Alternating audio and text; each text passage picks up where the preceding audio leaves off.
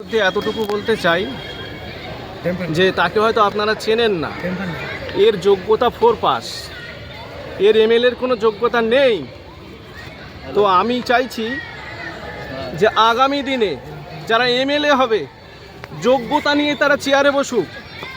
আর একটা কথা, এই রকম কোরআনকে যদি কেউ অবমাননা করে, আগামী দিনে এই ভারতবর্ষের পশ্চিমবাংলার জনগণ তাকে বুঝিয়ে দেবে।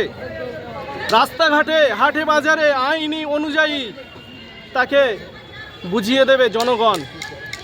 আমি সরকারের কাছে একটা আবেদন করতে চাই, এই দেশের সরকার কি চেয়ারে বসে বসে কি দেখছে? এই ওয়াসিম সরকার এত বড় একটা অপরাধ করেছে। এই সরকারের এই ওয়াসিম সরকার নামীয় বিজেপির এমএলএ এত বড় একটা অপরাধ করেছে। এদেশের সরকার এখনো চেয়ারে বসে বসে দেখছে, পুলিশ প্রশাসন এখনো চেয়ে চেয়ে দেখছে, তাকে অ্যারেস্ট করছে না। আমি একটাই কথা বলতে চাই, কবে ওয়াসিম সরকার অ্যারেস্ট হবে? কবে সরকারের বিরুদ্ধে ব্যবস্থা নেবে? কবে একে থানায় তোলা হবে? কবে একে কোর্টে তোলা হবে? এতটুকু দাবি রাখছি, খুব শীঘ্রই একে আইনি ব্যবস্থা করা হোক, আইনি ব্যবস্থায় আনা হোক, এর বিরুদ্ধে কঠিন ব্যবস্থা নেওয়া হোক।